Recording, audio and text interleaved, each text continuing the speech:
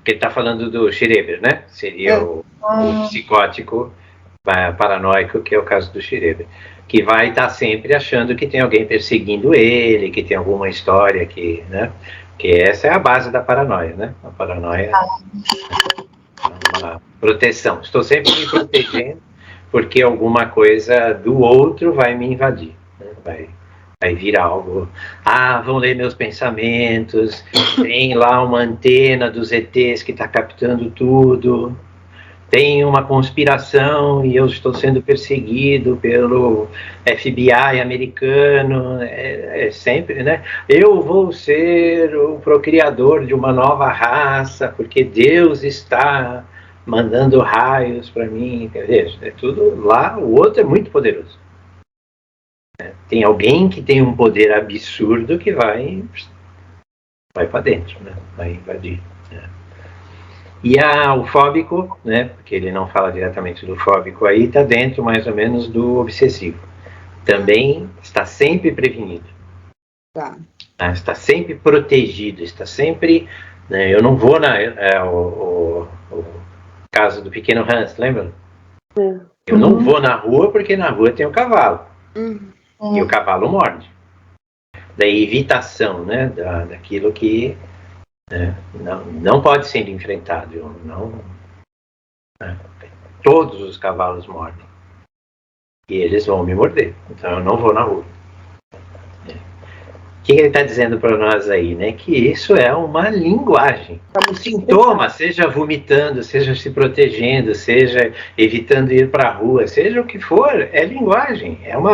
Está se falando alguma coisa. Fica tenso, o estômago para, né? De digerir e tem que dar E às vezes até diarreia também, né? Isso, é um alivio, né? Aquela coisa de descarregar e aliviar.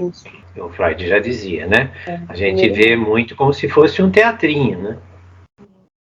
Tanto que a gente consegue até reconhecer pessoas, se reconhecer, inclusive, né? Estando no sonho, estando atuando.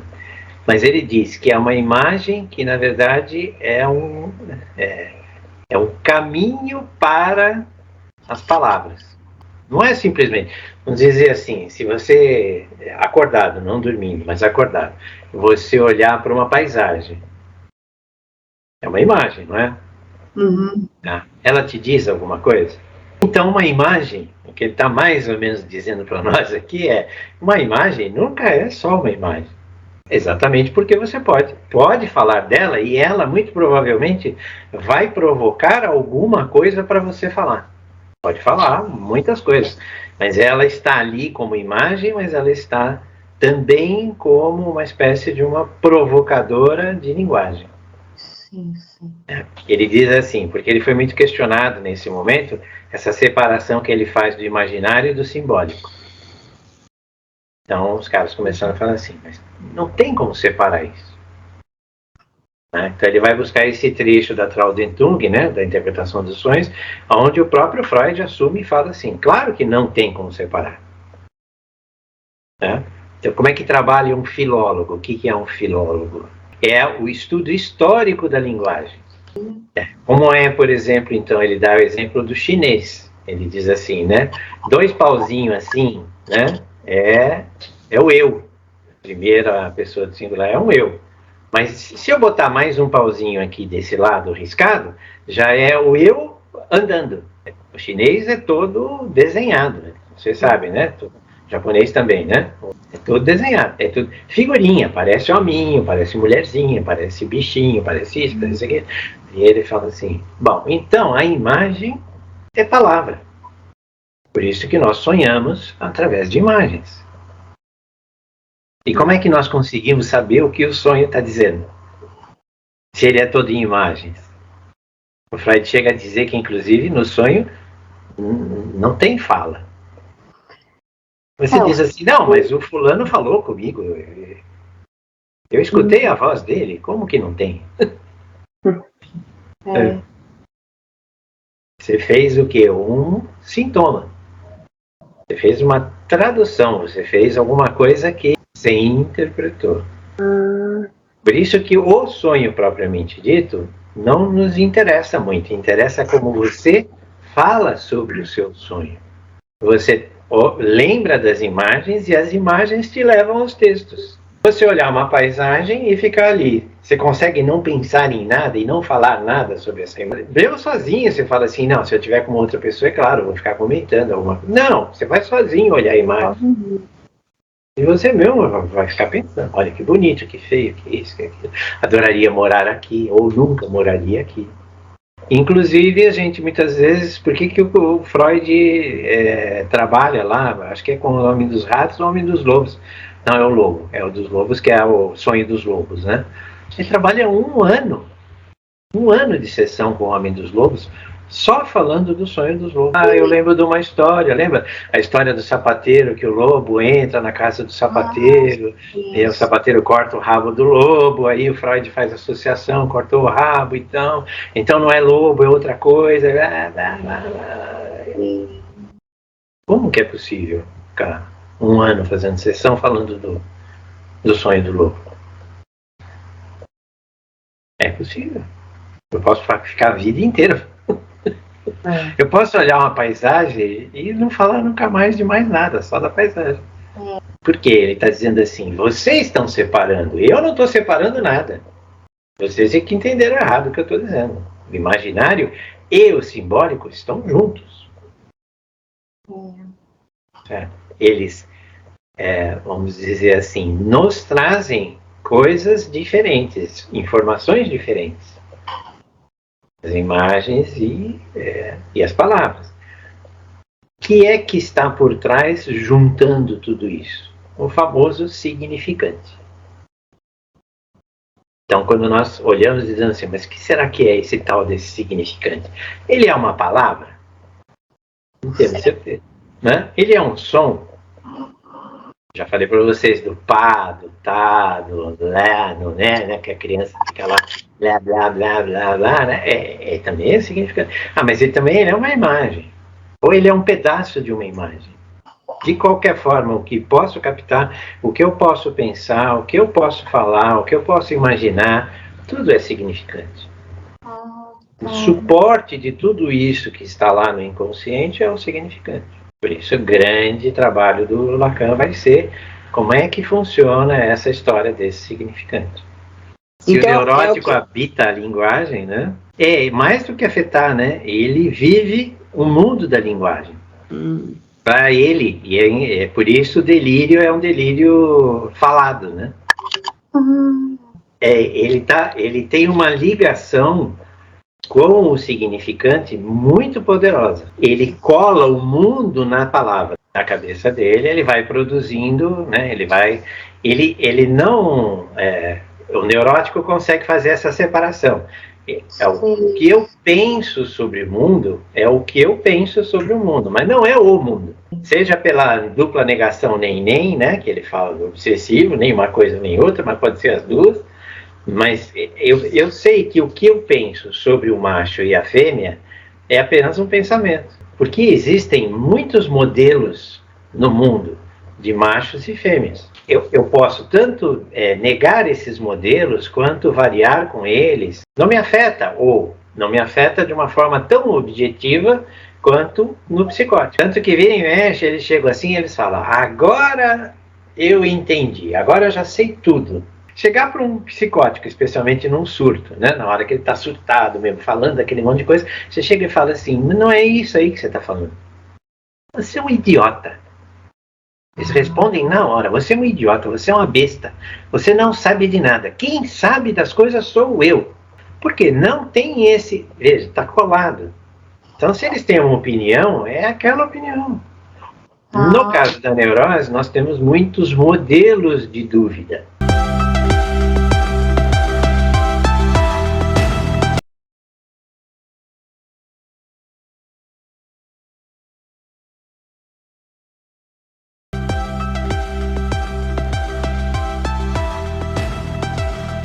Consciente, formado, vamos dizer assim, né, pela imagem especular do pequeno outro, que seria a imagem que você vê no espelho.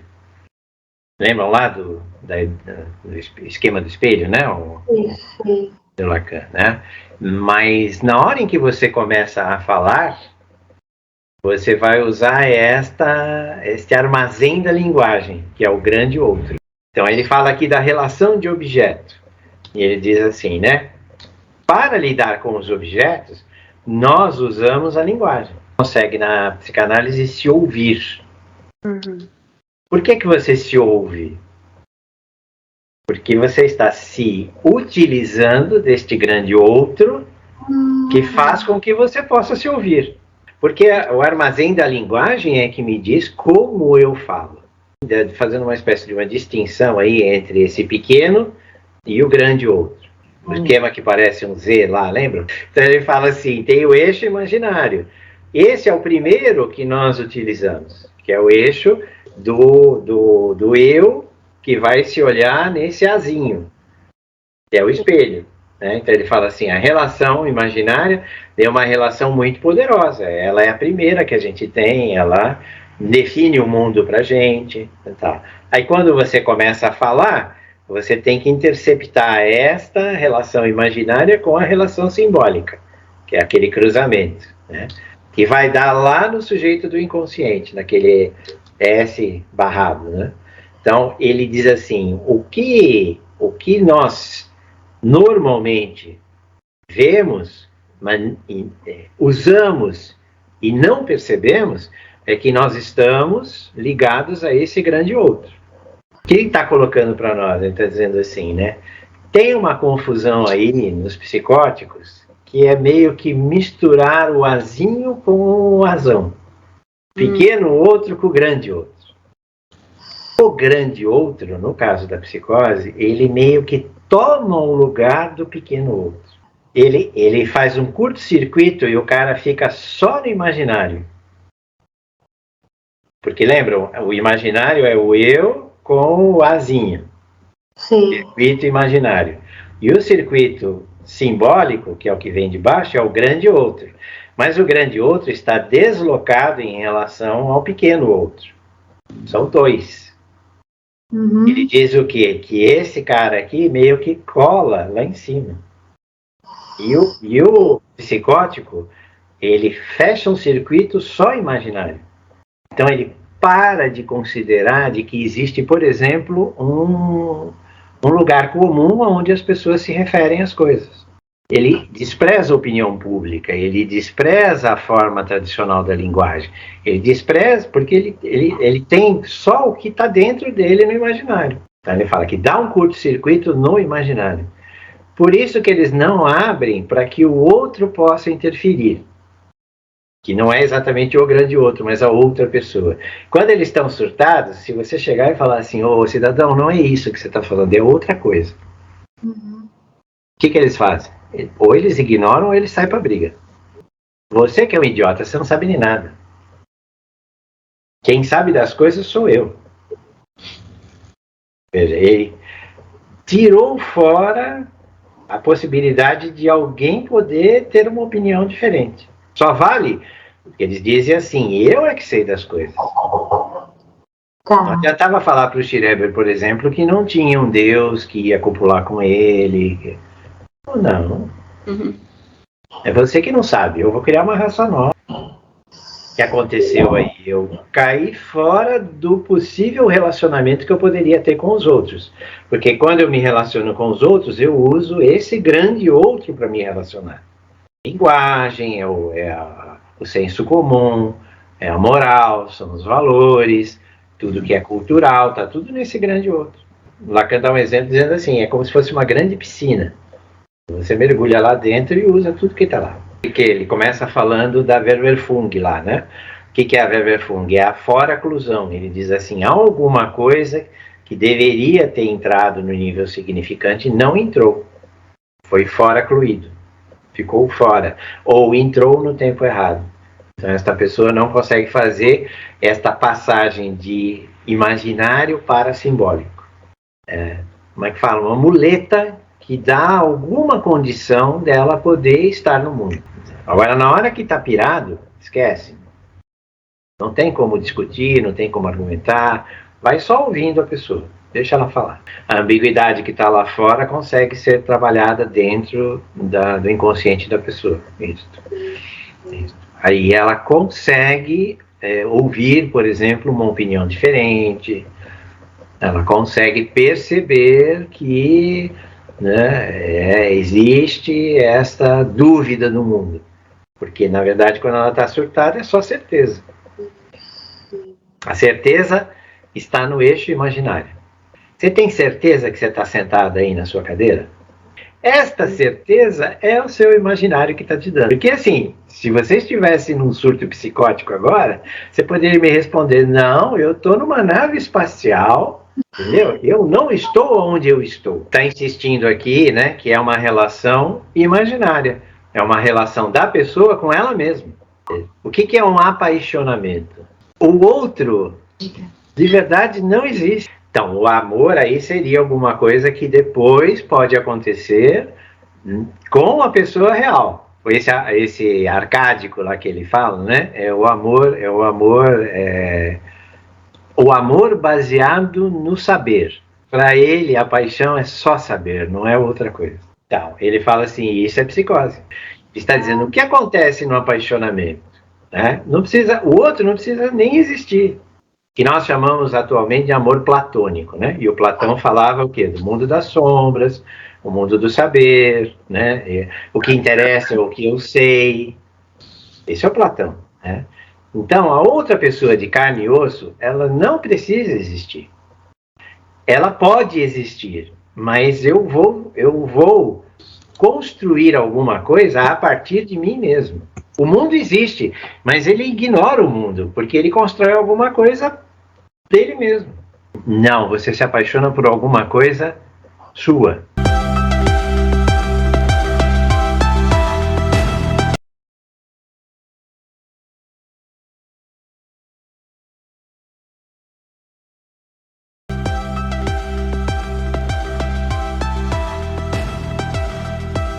O que ele está insistindo aí com a gente, né? Por isso que ele fala que o Schreber sabe mais do inconsciente do que os psicólogos, né? Porque ele diz assim, ele traz para nós um outro discurso, que não é o discurso comum. Schreber, esse discurso que ele fala, né? A alucinação, o delírio, ele é parecido com o sonho. Não é uma conversa, porque inclusive não é um discurso que a gente consiga compreender, né? Você até compreende as palavras, você compreende as frases, mas você não entende exatamente o que está sendo dito ali. Veja, um discurso comum é como nós estamos aqui. Eu estou falando e eu estou fazendo o máximo possível para ser entendido. Isso é um discurso comum, que nós poderíamos chamar também de discurso consciente. Tá certo? Então, nós estamos buscando consciência. Nós estamos buscando um entender o outro. Tem alguma coisa, que é isso que ele insiste, nesse nível inconsciente que começa a falhar, e aí a parte consciente desaparece também, você não consegue mais entender. O discurso inconsciente como se fosse consciente. Vira uma bagunça, porque quem está ouvindo ele diz assim, eu até entendo o que ele está falando, eu entendo as palavras, mas eu não consigo pegar o que ele quer dizer com isso. Fica uma coisa atrapalhada, é Deus para cá, Deus para lá, homem que vira mulher e não sei o que, né, que as almas, assassinos de almas. Mas assim, eu entendo as palavras, mas eu não entendo o conjunto da obra, né? Por quê? Porque ele vai dizer assim, o que é que será que está falhando? Então, formal, porque ele vai dizer que o que está organizando o inconsciente é a estrutura significante. Então, há um formalismo aí. Mas ele diz assim, este formalismo deve estar falhando nesse cara, porque está produzindo alguma coisa do lado de fora que não é compreensível. Porque ele está dizendo assim, nós conseguimos, porque essa é a grande questão do Lacan, nesse seminário inteiro, ele diz assim, o que é que está estragado no Schreber? Ou nos psicóticos, de uma forma geral? Porque tem alguma coisa que está estragada, certo? Só que não está tudo estragado, porque inclusive ele consegue fazer com que a gente consegue entender a fala dele, A gente não consegue compreender a mensagem, vamos dizer assim. Então, ele diz assim, aparentemente ele está perfeito. Só que não está. Palavras usuais. Ele vai usar um tal do alemão arcaico, que ele usa mesmo, né?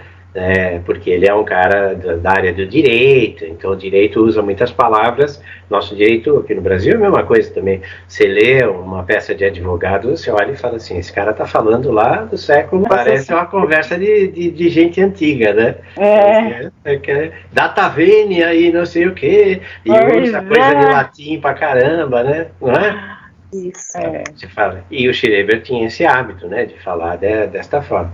Fala, mas mesmo assim ainda são palavras conhecidas. Não, né? Eventualmente ele cria uma palavra ou outra, muito pouco. O sonho é todo maluco, é todo quebrado, é todo esquisito. Exatamente porque algo ali não está 100% em funcionamento. Tem uma parte que está meio desligada. Não é organizado. Não está simplesmente jogando a coisa para fora mesmo. Ele fala, então, parece que ele leu o Freud, né? E ele não leu o Freud, porque ele morre mais ou menos na 1900, né? Acho que é 1900 que ele morre. Ele não está, né? Freud, ele nem acha. Ou ele não conheceu Freud, ou Freud não conheceu ele. O Freud vai escrever a crítica sobre o trabalho dele, né, sobre o livro do Schreber em 1914. Então, ele diz assim, parece que ele estava sabendo o que o Freud estava dizendo, que há alguma coisa que não está funcionando direito. Então, Lacan está procurando e é esse que não está. Se ele conhece totalmente a língua, se ele consegue falar quando ele não está alucinando, ele consegue falar normalmente, as pessoas conseguem entender ele em tudo que ele deseja, tudo que ele fala. Por que quando ele está alucinando não dá para entender? Não é uma outra linguagem, mas é uma outra forma de usar a linguagem. Porque o sonho também está usando a linguagem, mas está usando de uma maneira que você olha assim e fala, que coisa estranha. Né? Tem algo estranho aí que eu não consigo compreender. Por mais que as palavras sejam as mesmas, por mais que a lógica de formação seja a mesma. Ele diz assim, um exemplo que ele dá no final aí é um exemplo para você parar para pensar. Ele diz assim, eu o quero, ou eu quero a ele, ou a ela, não é a mesma coisa. Aí você fala, mas é a mesma coisa. Soa mais ou menos igual, mas tem um elemento a mais aí. Não sei se vocês já conversaram com pessoas que gostam de enfeitar a frase. O famoso fala na terceira pessoa. E inclui coisas que não precisaria incluir. Fala como se fosse uma coisa... um exemplo clássico nosso de muitos anos atrás era o Jânio Quadros, né? Filo porque quilo, comi, como porque é líquido, né? Quer dizer, como assim? Bebe muito, ele fala bebo porque é líquido. O que ele está fazendo? Ele está falando a mesma coisa que todo mundo está falando, só que de um jeito muito diferente. E o que a turma olhava para o Jânio e dizia assim, esse cara é louco. Tinha um jeito muito estranho de se comportar, de fazer as coisas. E inclusive de falar, a maneira de falar. Então ele fala assim, o Schreber tinha um jeito muito peculiar, muito próprio de falar. Por que será que isso acontecia? Onde é que alguma coisa não estava funcionando como deveria funcionar, ou vamos dizer assim, na média, né? Eu não tenho mais a intenção de que eu seja compreendido. Um pensamento, na opinião do Lacan, um pensamento, como seria maravilhoso ser copulado como uma mulher. Pronto, a partir daí está feita a bagunça. E bagunçou de uma maneira tão grave que ele não teve mais estabilidade. Foi, voltou, foi, voltou, foi, voltou. Então ele falou assim, algo desta estrutura, que não é na linguagem ele é perfeito, ele sabe falar muito bem. É alguma coisa que está antes da linguagem, vamos dizer. Uma coisa da estrutura significante. Isso que ele fala que existe, é um formalismo. O que é uma coisa formal? Cheia de regras, exatamente. Isso é um formalismo comprometido, tá certo? Se você vai naqueles jantares luxuosos lá, cheio de talher, e tem que começar dos talheres de fora para os talheres de dentro, aquilo lá não é cheio de formalismo? Então ele diz assim, há um formalismo do significante. E que nos dá, vamos dizer assim, né, a estrutura do prédio. Lembra que eu falava dos pilares e tal, né? Qual é o prédio que eu vou construir aí? Vai ser muita coisa diferente, mas tem uma estrutura ali que me garante que o prédio vai ficar em pé. Entendeu? A estrutura da linguagem está ali. Algo falha, a partir daí o que sai não é mais compreensível para a maioria das pessoas.